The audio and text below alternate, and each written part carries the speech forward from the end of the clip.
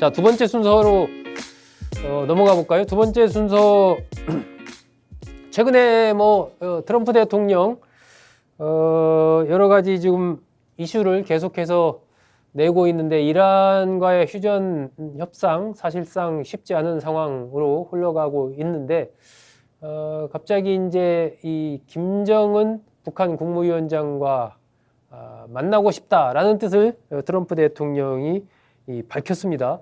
그러면서 과연 이 트럼프 김정은 정상회담이 이루어질 것이냐, 이게 또 우리로서는 상당히 관심사로 떠올랐습니다. 이게 두 사람의 만남이 단순히 뭐 사람 만났다라는 것을 넘어서서 굉장히 이제 한반도 정세, 나아가 동북아 정세에도 여러 가지 영향을 끼칠 것으로 예상이 되기 때문에 이 문제의 추이가 상당히 주목이 됩니다. 트럼프 대통령이 김정은 북한 국무위원장과 정상회담을 개최하는 방안을 추진하라라고 지시했다라고 이 월스트리트 저널이 18일 보도를 했습니다. 11월에 중국에서 그 에이펙 정상회의가 열리는데 그 정상회의 참석을 앞두고 트럼프 대통령이 아시아 이제 순방을 하는 과정에서 김정은 국무위원장과 좀 만나는 방안이 거론이 되고 있다는 겁니다. 지난해 트럼프 대통령이 아시아 순방할 당시에도 그때도 뭐 북한과 만날 가능성, 김정은 위원장과 만날 가능성이 많이 보도가 됐었죠. 상당히 좀 가능성이 있다라는 얘기까지 당시에도 나왔었습니다. 하지만 이루어지지 않았죠. 북한도 나름 그때 긍정적인 반응을 보였지만 여러 가지 이제 서로 간의 일정이 안 맞아서 성사되지 않았던 것으로 그렇게 알려졌습니다. 최근에 트럼프 대통령이 한미 연합 군사훈련을 이거 축소해라, 뭐 굉장히 강하게 지시를 했죠. 그래서 이에 따라서 조기에 종료하는 걸로 이 문제가 지금 정리가 되는 흐름입니다.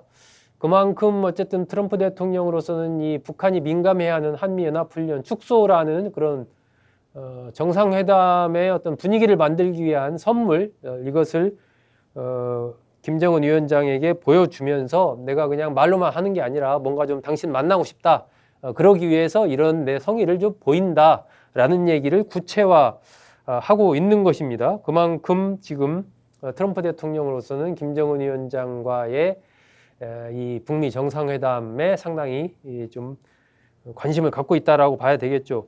그 이유는 일단 뭐 이란 전쟁에서의 어떤 확실한 성과, 이런 것을 현재로서는 거두기가 쉽지 않다라고 판단을 하고 중간 선거를 앞두고 결국 이 북미 회담을 통해서 뭔가 외교적인 성과를 올리려고 하는 이 그러한 정치적인 의도가 있는 것 아니냐, 이렇게 볼 수가 있습니다.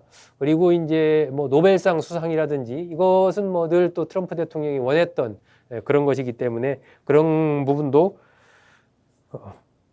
막부에 좀 깔려 있다, 뭐 이렇게 판단할 수가 있겠죠. 하지만 과연 이게 북미 정상회담이 이루어질 것이냐에 대해서는 조금 전망이 갈리는 것 같습니다. 과거 2018년에 열렸을 때랑은 지금은 상황이 많이 다르기 때문입니다.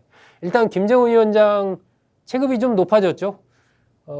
이 핵무기 개발을 하면서 이 어떤 군사적인 위상, 이런 게 많이 높아졌습니다. 탄도미사일도 개발에 성공을 했고, 이렇기 때문에 특히 핵무기의 경우는 뭐 거의 100기 가까운 핵무기를 북한이 개발했다, 이런 얘기가 지금 나오고 있습니다. 그러면서 이 핵무기 보유국으로서의 위치를 북한은 인정받기를 원하고 있습니다.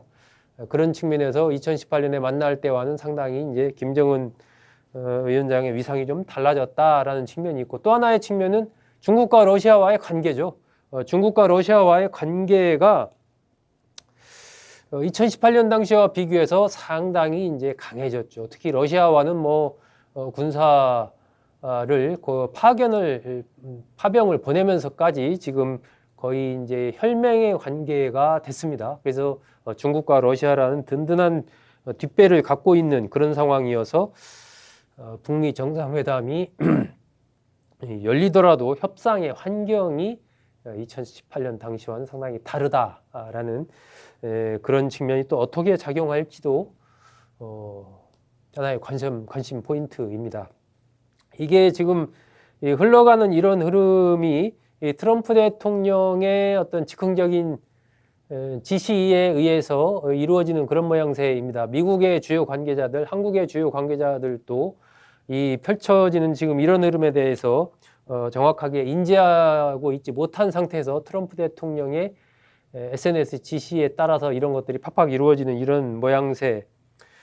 이것은 이제 동맹국들로서는 약간 당혹스러운 부분인 것이죠. 과연 이제 동맹국으로서의 어떤 그러한 위상을 트럼프 대통령이 인정을 해 가면서 지금 일을 추진하는 것이냐에 대한 의구심이 있는 겁니다.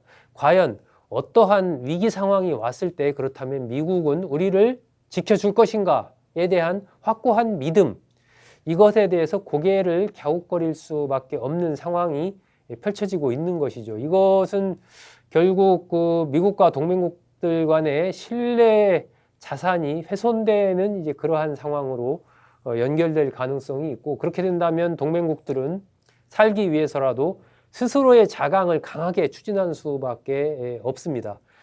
이런 부분이 또 동북아의 질서, 나아가 국제 질서에 어떤 영향을 끼칠지도 상당히 주목되는 그런 상황입니다. 예전에 우리 뭐 속담에도 무신분립이라는 말이 사자성어에도 있지 않습니까? 신뢰가 없으면 뭐 아무것도 할 수 없다. 신뢰가 제일이다라는 거죠. 하지만 현재 미국과 동맹국들과의 관계는 이 신뢰가 상당히 훼손 되는 그런 상황이 아닌가 싶습니다. 자, 이런 가운데 세계에서 가장 위험한 13살이 또 세계의 주목을 끌고 있습니다. 자, 세계에서 가장 위험한 13살 소녀, 누구를 말하는 것일까요? 김정은 위원장의 딸 김주애의 얘기입니다. 김 위원장의 딸 김주애, 지난 17일 노동신문이 이 광복 81주년 기념행사에 참석한 김정은 위원장과 김주애의 모습을 보도했습니다.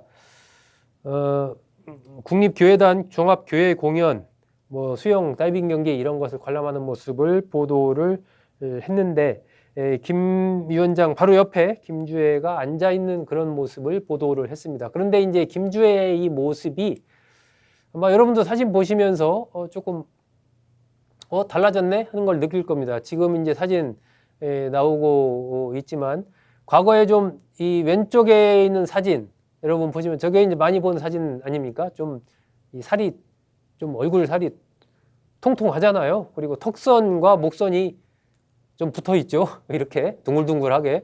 그런데 오른쪽의 사진, 이 17일 날 공개된 노동신문의 사진을 보면은 턱선이 벌써 뭐 또렷하지 않습니까? 예.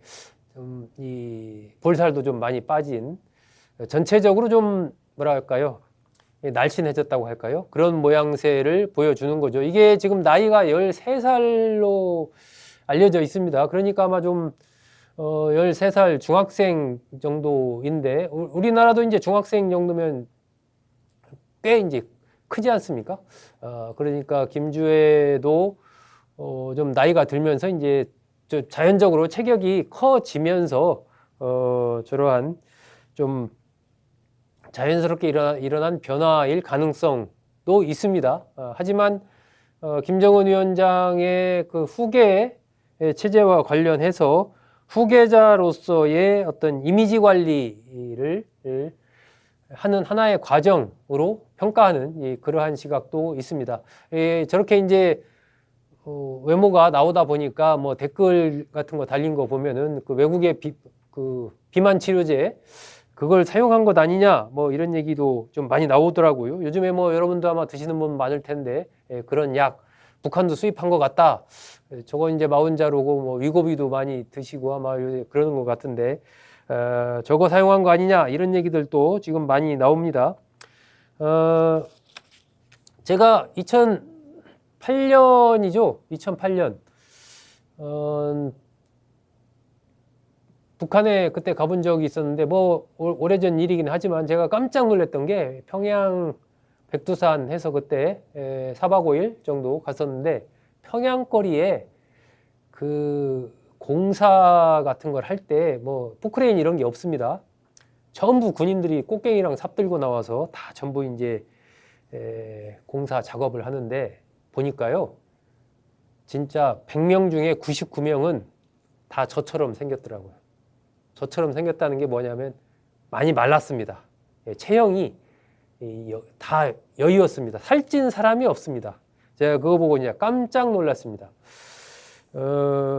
그런 상황이기 때문에 이 김 위원장의 딸 김주애가 이렇게 막 통통한 이런 모습이지 않습니까? 이런 모습이 뭐 주민들로서는 어떻게 보면 선망의 대상일 수도 있지만 또 다른 측면에서 본다면 아니 우리는 좀 이렇게 잘 못 먹어서 좀 힘든데 뭐 잘 먹어서 저렇게 살쪘나? 뭐 이런 그런 생각을 갖게 할 수도 있는 거 아닙니까? 아마 그런 측면도 좀 있지 않을까 싶고 또 여성으로서 또 어떤 미를 아름다워지고 싶은 욕망 뭐 이런 것 때문에 그렇게 이제 자기 관리를 해서 날씬해졌을 수도 있고 뭐 여러 가지 측면이 있는 것 같습니다. 그리고 어쨌든 후계자로서 행보를 하고 있는 상황이기 때문에 남다른 모습을 좀 특별한 모습을 그런 이미지를 보여주고 싶은 것이 또 북한 정권에서의 이미지 관리의 하나의 전략적인 측면이 있다 이렇게 볼 수가 있는 거죠. 지금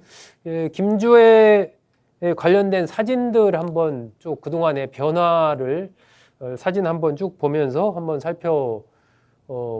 자, 지금 저 패딩 하얀 패딩 입고 김정은 위원장과 같이 서 있는 김주애의 모습 저 때만 해도 그냥 어린아이 같지 않습니까? 그냥 뭐 얼굴도 그렇고 저 옷 입은 모양새도 그냥 어린아이 같은 그런 모양새죠. 그런데 이제 변해 갑니다.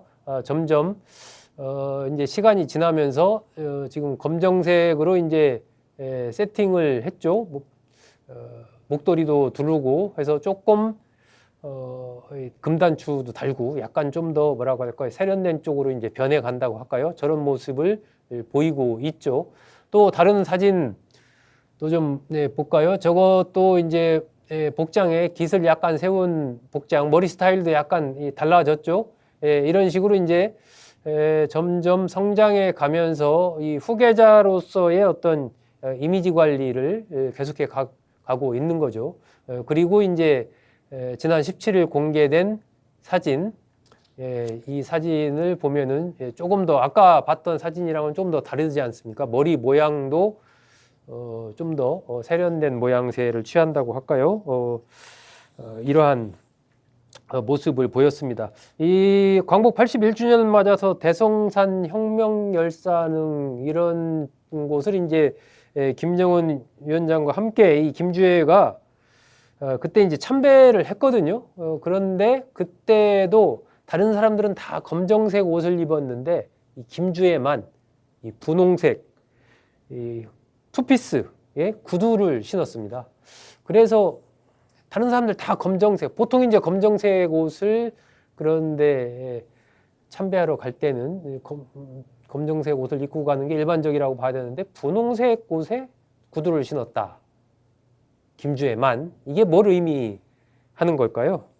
한마디로 특별한 존재다 이겁니다. 다른 사람과 나는 다르다라는 것을 사람들한테 각인을 시켜주는 거죠.